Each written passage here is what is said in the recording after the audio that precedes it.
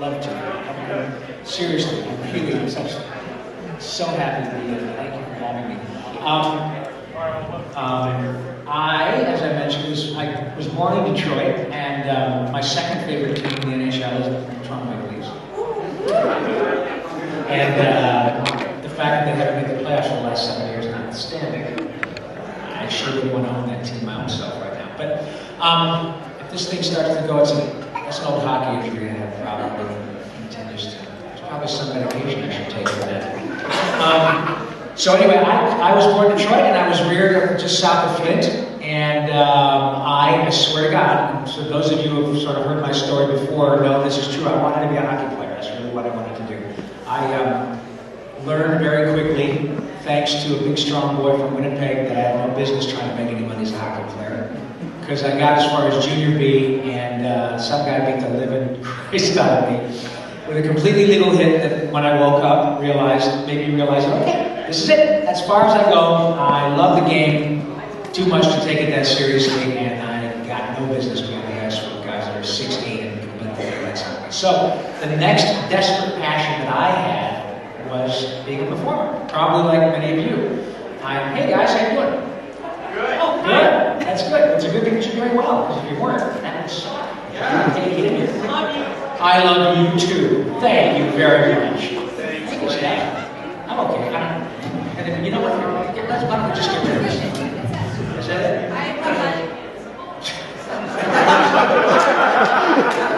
I'm not going to touch that. There's a pretty little girl that says, I've got magic hands. I'm a long way from home. So, yeah, good night, everybody. So, yes, we apparently have some Animaniacs fans here. Hello, nerds. I see you, brother. And hello, real nerds. You're our real guy. Yes, okay. Anyway, the next desperate passion I had was performing. I began my career primarily as a singer who decided that I really loved Monty Python, folks, Peter Sellers, The Goon Show, all those folks when I was a kid, the two Roddies, a lot of British comedy, but a lot of Americans too. Jonathan Witters, Red Skelton, Lucille Ball, Carol Burnett, all those people were very inspirational to me. So my start, primarily in terms of my journey as a performer, began as a singer. My parents were very supportive, and I loved doing rock and roll, and I did a lot of different rock and roll bands. So my parents were, fortunately for me and my siblings, very supportive in that. But there was only one caveat, and that was, look, if you want to do Led Zeppelin and the Who and the Beatles and all that stuff, that's great. But you also have to listen to Prokofiev and Shostakovich and Rachmaninoff and Mahler and Debussy and Mendelssohn. And so I have an incredibly deep love for classical music too, and that's how I learned to sing, was as a classical player. Pull up a chair, guys. Came in the right time. Hey, dig your due, bro. Very nice. Cool. Did you leave the window open when you were driving over today? Is that what happened? That's cool. Excellent. So I learned to sing and read music and do all that stuff, and found that I, like probably a lot of you, just love performing. I get a real Jones to perform. I know. I remember my first beer. I was like that when I had my first beer too. He's probably saying, "Shut up! I'm about taking the break. I don't want to hear any more about this crap. Get to the real meat of the show." So I started performing, doing anything from choir at school and church things, and learning to just perform. And found that I really loved it. I think, like most actors, and those of you who I have this podcast, and many of you have maybe heard. For those of you who don't know, you would love it. I think if you like cartoons, you will really love it. It's called Talkin' Toons, TALKIN apostrophe TOONS. It is available at iTunes. It is available on my website, which is robpaulsenlive.com, and it's available for those of you who have Apple devices. I have my own app. I have a Rob Paulsen app. All the podcasts are on there, and so you'll hear from people who do what I do: Billy West, Maurice Marsh, Tammy Adlon, Nancy Cartwright, D. Bradley Baker, all of us. So in any case, I like I was going to say, most of you, I had such a Jones and a desperate passion to perform that I could not do it. And it was just something sort of that's organically, ingrained in me. And I think that there are probably a number of you like that. But really, it's about passion in any case. And I think regardless of whether you're a nurse, or whether you work on cars, or you're an actor, or you're Dr. Evil, you yeah, I see it. Just nice to see you, buddy. It is really about being passionate. And I didn't do it to make money. Thank you. Yeah, I didn't do it to make money. Obviously, I've been rich and I've been poor, and rich is better. But the same passion that I had when I began my sort of journey as a performer, I still have. And I know that if I have money as my motivation in terms of my work, I generally don't do as well. I'm much better at trusting my instincts and going with my passion that I have to do my gig. And I generally tell people that if you're fortunate, if you find something about which you're passionate, you're very lucky. If you find something about which you're passionate and you're good at it, then you're blessed. If you find something about which you're passionate, you're good at it, and you can make a living, then you won the lottery. And I'm looking at a lottery. Now, what I'm talking about is that it doesn't necessarily have to be show business. Not everybody in here is going to make a living as an actor. Clearly in Hollywood, it's the same thing. A lot of people show up out there and don't end up making a living doing it. But if you're able to find something, whether it's a cosplay or coming to do this or your own gig, I really encourage you to continue to do things about which you're passionate, because when you get to be an old guy like me, it really makes a huge difference in your life when you have something that that may be your avocation. Not everybody is able to take their avocation and turn it into their vocation. But still in all, to have something about which you're passionate is a huge plus in your life. So take it from a guy who's lucky enough to do what used to get him in trouble in 7th grade now for money. It's a wonderful thing to be passionate about your gig. The way I got into voiceover was when I went to LA in 1978. I often tell people that I was the entertainment of the Last Supper. I've been around for a while. In those days, my stage name was Shepherd of Arimathea, so Jesus will party. So I got to LA in the summer of 1978, loaded up on a little Honda, drove all the way from Flint, Michigan, with my mother sitting standing on the porch crying in Western Park. And I know. I can say I have gas too, so it's okay. Nobody burps me, which is probably just as well. When I got out there, it was ostensibly to do live action. That is to say, my background was music, stage, improv. So by the time I got there at age 22, I had a relatively large amount of experience.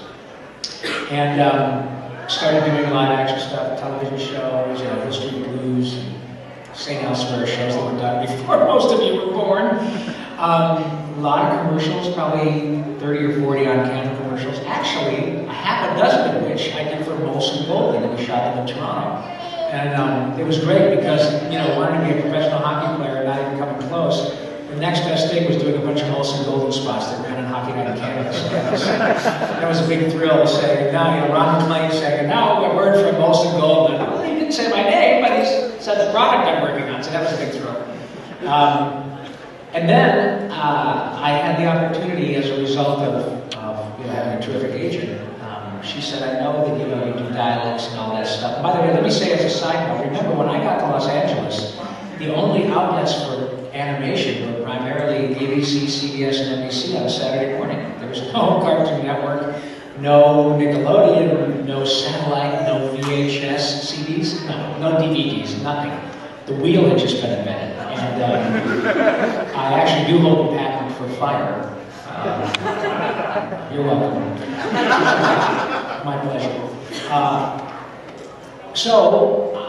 It's not that I didn't want to do cartoons. My heroes, Billy West and I stole this from Billy, but I feel the same way. My heroes as a kid were artists, not necessarily actors, or singers, or musicians. My heroes were artists, whether they were authors, or fine artists, animators, actors, whatever. I just always appreciated people who are able to do their gig at such a high level, that the bar is set so high. And there are often people that we don't know, it's just they're really accomplished artists, and those people inspire and continue to inspire me to to this day. So it wasn't that I didn't want to do cartoons. My heroes were Jim Foray and Mel Blanc and Dawes Butler and Don Messick, in addition to all the other people I mentioned earlier. It's just that the opportunity wasn't available. So, lo and behold, the opportunity became available. As a result of a lovely man in Hanna-Barbera who used to direct all the cartoons there named Gordon Hunt, who is better known now as Helen Hunt's father. And Gordon is a world-class director, theater director, who's got into doing, directing Smurfs and all this other stuff. So they had a general audition in Hanna-Barbera looking for new talent, and I went over there and read. And then in the interim, happened to read for a show called G.I. Joe, and another one called Transformers. Now, these were the original ones back in 1984. And so those are the first shows I did. I got hired as a guy named Snow Job on G.I. Joe. Yeah, which I thought was always a little disconcerting because Snow Job was an alpine soldier, right? So he was dressed in white skis and a white weapon and everything, so he blended with the snow. Except that he has a bright red beard. I always thought, when I saw my action figure, by the way, that was pretty cool. When I got to see my very own action figure, that was bitchin', man. But I thought to myself, Jesus God, at that time, still the Cold War was on. If any Ruski worth his salt was a halfway decent shot, he could pick out this idiot with the red beard out 300 meters and take his head off. But nonetheless, I got to work on that show and Transformers, and in the meantime, I got booked on, when I was a kid, there was a great show on ABC. It's channel on ABC on Friday nights. Animation on primetime is not a new phenomenon. That's happened before many, many years ago. Flintstones used to be on primetime. And there was a show called Johnny Quest that was on primetime. And the original Johnny Quest was none other than Tim Matheson, the well-known film actor. But I used to watch the original when I was a kid, 7, 8, 9 years old. There was a second iteration done in the mid-80s, and I, little Rob Paulsen from Grand Blanc, Michigan, got to be Haji in the second iteration of Johnny Quest. So I spent my afternoons going, careful, race, it's a pterodactyl! Sim, sim, salabim! But that was really cool for me because Johnny Quest was an iconic show for a kid who grew up in the 70s, 60s, and 70s. So it was a huge thrill for me. And it didn't take me long before I thought, well, this is the greatest gig in the world for many reasons, because I, like you guys, loved cartoons as a kid. But it was really cool not being limited to being an average-looking white guy with a set card, because LA is full of us, right? And so the opportunity to do work, be creative, follow my passion, sing, as I said, I started out as a singer. All these cool things happen as a result of getting to do cartoons. And so not being limited by this is really great.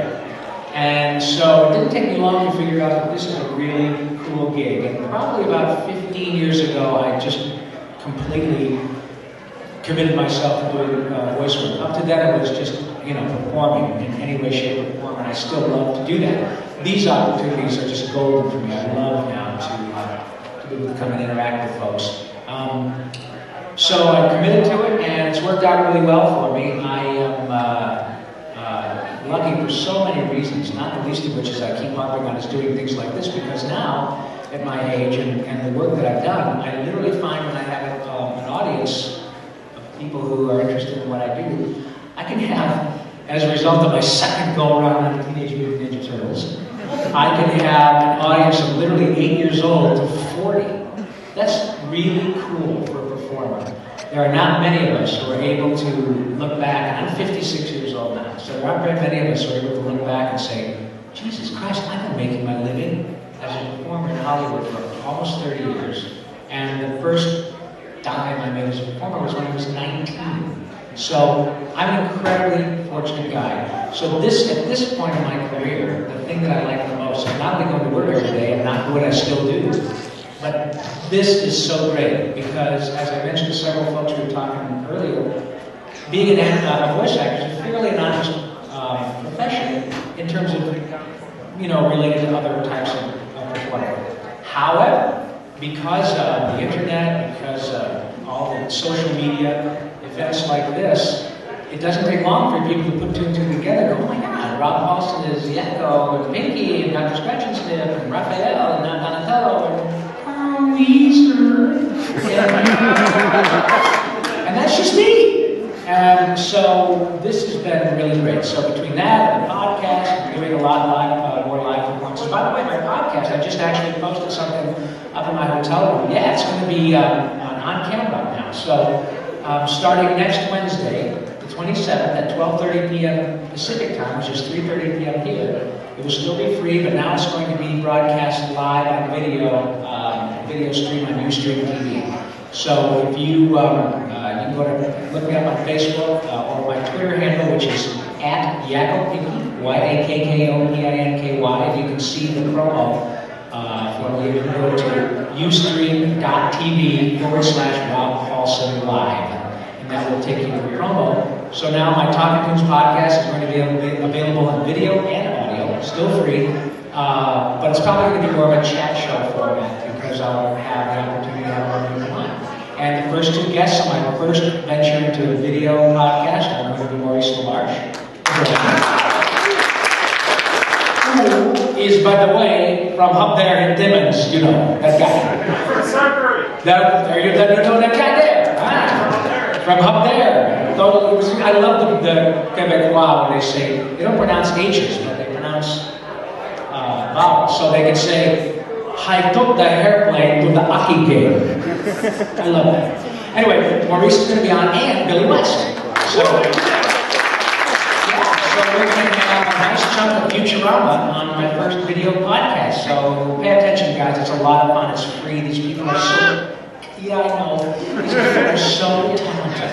And all of us, and I mean without exception, all of us appreciate the fact that you guys pay attention. It's really cool. We're really grateful. And especially as we kind of get a little older, this is like a whole new career for me. And I'm very comfortable in front of folks like you, and I'm extremely glad to be able to share whatever I can with you. So anyway, that's kind of how I got into my gig.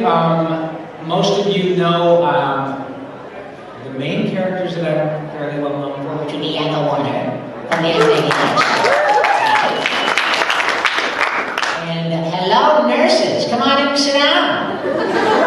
So, wow, that old guy sounds like Yakko. And of course, I do Dr. Scratches from the same show. And my dear now, is your favorite stupid Latin house.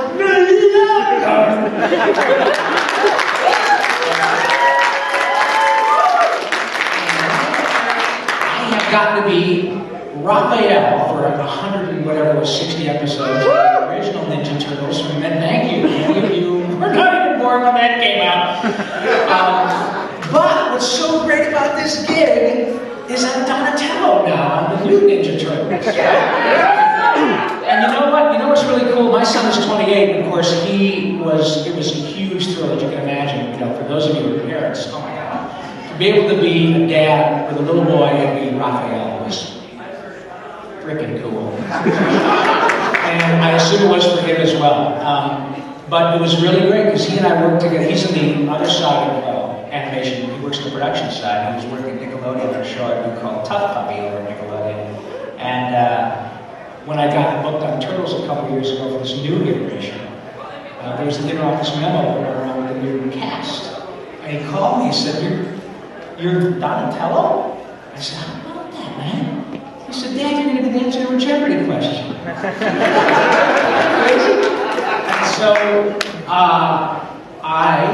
again, not having to worry about the fact that my hair is pretty white. Luckily, this color of hair goes good with a purple bandana.